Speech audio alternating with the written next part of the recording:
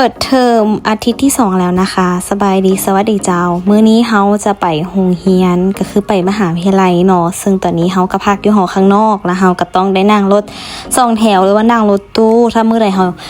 อยากบ่อยากเสียเงินเฮาก็ต้องตื่นแต่เช้าๆนั่งรถเมล์เพราะว่าอยู่มอเฮาก็มีรถรับส่งหันนะเพิ่นก็จะแวะจอดมองที่เขาจะขึ้นอยู่นะ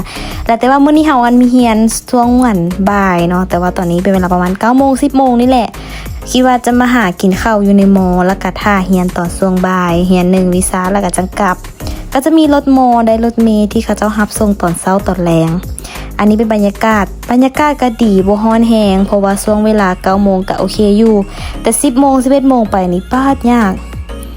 แต่มื้อนี้สิมาเล่าเรื่องการเดินทางจากลาวมาไทยบอกได้เลยว่าตั้งแต่มาไทยเนี่ยทุกคนรู้สึกว่ากระจิตกระใจเฮานี่บ่ค่อยอยู่กับเนื้อกับตัวอยู่บ้านคิดฮอดหลานคิดฮอดน้องไทเกอร์คิดฮอดออโต้คิดฮอดเบอร์ดี้คิดฮอดน้องๆคิดฮอดหลานๆแต่ก็เฮ็ดจังใดๆเนาะว่าเฮาจะต้องมาเรียนนั่นน่ะทุกคนคือตอนที่อยู่บ้านนี่เมื่อยแต่ก็มีความสุขขนาดมาไทยนี่อีหยังก็ต้องเฮ็ดเองเบิดบ่ว่าสิเป็นแนวอยู่แนวกินบ่ว่าสิเป็นทำความสะอาดเก็บเงินบ่เฮียนบ่เนี่ยทุกคนคือเฮ็ดทุกอย่างอีหลีซึ่งอยู่ผู้เดียวบ่มีผู้ลมนำนอกจากโทรลมนำแม่คูณสินะตอนเช้าตอนแลงมื้อนึงโทรหาแม่คูณประมาณเทื่อ2เทื่อ3เทื่อก็มีแต่ว่าเฮียนผู้เดียวอยู่ผู้เดียวก็บ่ค่อยมีไผมาลมนำทุกคนคันแบบว่าโดนอาทิตย์2อาทิตย์จังได้เจอหมู่จังได้ลมหมู่แบบหมู่ชวนไปกินข้าวอยู่ตามตลาดนัดโปอยู่มองนั้นมองนี่สินะ กินฮอดบ้านFC ว่าทำไมน้องตุ๊กตาไม่หาแฟนจะได้แบบอยู่กับแฟนอะไรอย่างเงี้ยค่ะยังบ่ได้คิดเรื่องแฟนเธอทุกคนคือบางทีแฟนมันแบบบ่ได้ตอบโจทย์โตสำหรับเฮาปานนั้นคือจุดประสงค์ของเฮาบ่ได้ต้องการที่จะว่าหาแฟนหาคนมาแบบว่าเคียงคู่เพื่อแบบสิบ่ให้ตัวเองเหงาแต่ว่าความคิดเฮาบ่ได้คิดแนวนั้นเนาะคือเฮาบ่ได้สนใจเรื่องนั้นซ้ำเฮามีแต่โฟกัสอนาคตของเฮาอยากให้แบบอนาคตเฮาดีมีแบบการศึกษาหาเงินเก่งๆสินะ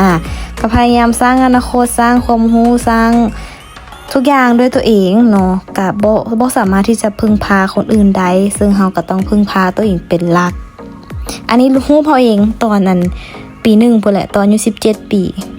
ไปมหาลัยแต่เธอก็สิซื้อข้าวกล้องมานั่งกินกับหมู่อยู่ห้องแล้วก็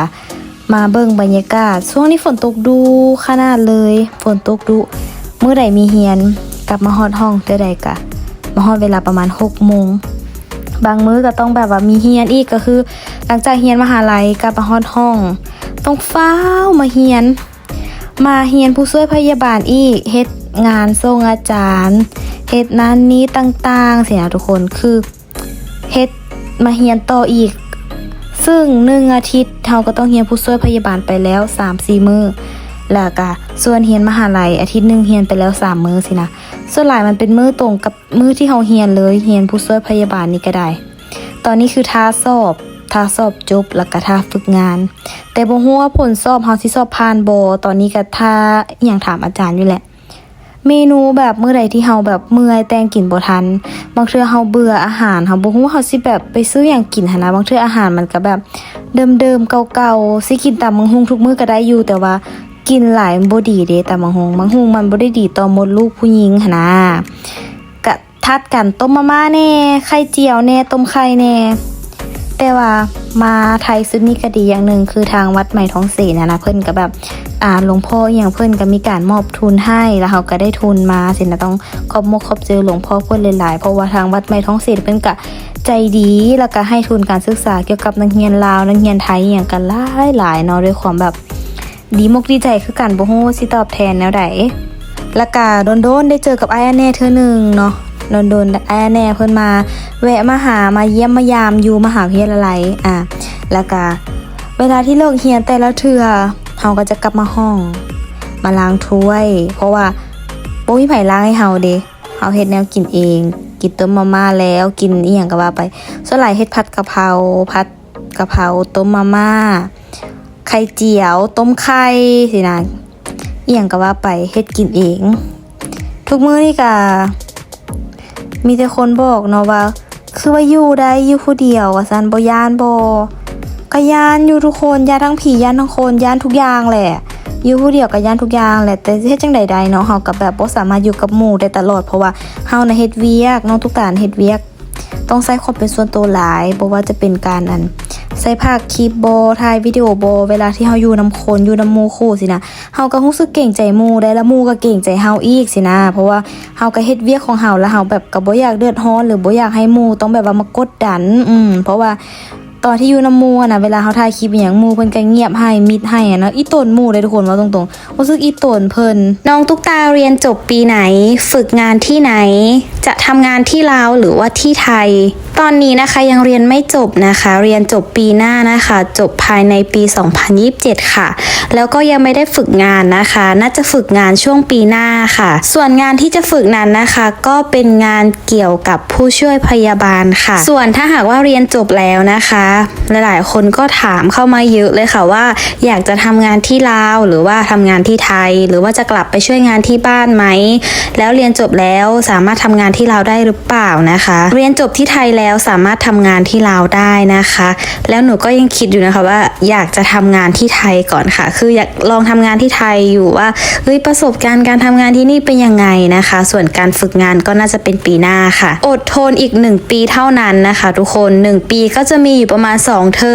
ม1ก็จะมีอยู่ประมาณ4เดือนค่ะหลายคนก็งงนะคะว่าสรุปแล้วน้องตุ๊กตาเรียนผู้ช่วยพยาบาลหรือว่าเรียนอะไรกันแน่นะคะซึ่งหนูเรียนปริญญาตรีที่มหาวิทยาลัยมหาจุฬาลงกรณราชวิทยาลัยที่วังน้อยนะคะอันนั้นคือเรียนป.ตรีนะคะตอนนี้คือเรียนปี4สาขาภาษาอังกฤษค่ะส่วนเรียนอีกที่ก็คือเรียนที่จังหวัดโคราชนะคะอันนั้นจะเป็นเรียนผู้ช่วยพยาบาลค่ะส่วนการเรียนผู้ช่วยพยาบาลนะคะก็คือต้องรอให้ฝึกงานจบก่อนแล้วก็รับไปจบค่ะคลิปนี้ออกมาตอบให้แล้วนะคะขอบคุณที่กดติดตามและเป็นกำลังใจให้นะคะสำหรับคนลาวคนนี้นะคะที่มาฝากอนาคตไว้กับที่เมืองไทยมานั่งกินชาบูแบบฟิลแฟนกับหมูแต่โบแมนแฟนเป็นแค่หมูกันซื่อๆเด้ออันนี้มาพากันมานั่งกินชาบูกับคิมมาล่าเนและที่สำคัญคือกินแล้วตอนสิกลับฝนตกพากันมากินอยู่ฟิวเจอร์ก็เลยพากันแยกย้ายกันกลับเพราะว่าคิมน่ะเราพักอยู่กรุงเทพส่วนน้องตุ๊กตาก็อยู่แถวยุธยากับปทุมเบิ่งฝนตกจนตัวอึ่งออกอันนี้มันคือตัวอึ่งแม่นบ่อันนี้ตัวอึ่งออกทุกคนจะไปต้มกินได้บ่พ่อสมศักดิ์กับแม่คูณนะคะรู้จักกันได้ยังไงหลายๆคนสงสัยนะคะว่าพ่อกับแม่รู้จักกันได้ยังไงทั้งที่แม่เป็นคนลาวและพ่อเป็นคนจังหวัดสกลนครซึ่งตอนแรกจะเล่าให้เลยนะคะว่าเมื่อตอนนั้นคือแม่ไปทำงานที่ไทยนะคะไปทำงานที่ร้านอาหารคือสมัยนั้นอะเงินก็ 1,000 บาทแลกได้น่าจะ 200,000 กีบมั้งคะไม่แน่ใจจำไม่ได้ละแต่ว่าช่วงนั้นคือคนลาวเขาก็นิยมนั่นแหละค่ะไปทำงานที่ไทยกันแล้วแม่ก็ไปเจอกับพ่อแม่ก็เล่าให้ฟังนะคะว่าแม่ไปทำงานที่ไทยไม่กี่เดือนเองนะคะพ่อก็แบบมาเจอที่ร้านอาหารอะไรอย่างเงี้ยค่ะก็เลยแบบเริ่มคุยกันแม่ก็บอกนะคะว่าพ่อชอบแบบซื้อของกินมาให้แม่อะไรอย่างเงี้ยค่ะขับมอไซค์มาอย่างเงี้ยค่ะเป็นการจีบแม่นะเนาะจากนั้นนะคะพ่อก็พาแม่นะคะไปรับจ้างกรีดยางพาราที่บึงกาฬนะคะจังหวัดบึงกาฬคือจังหวัดที่พ่อกับแม่เจอกันค่ะพ่อสมศักดิ์เนี่ยแหละเป็นคนที่สอนแม่คูณกรีดยางพาราสอนหนูสอนพี่ต้นตาลนะคะเพราะว่าพ่อกรีดยางเก่งมาก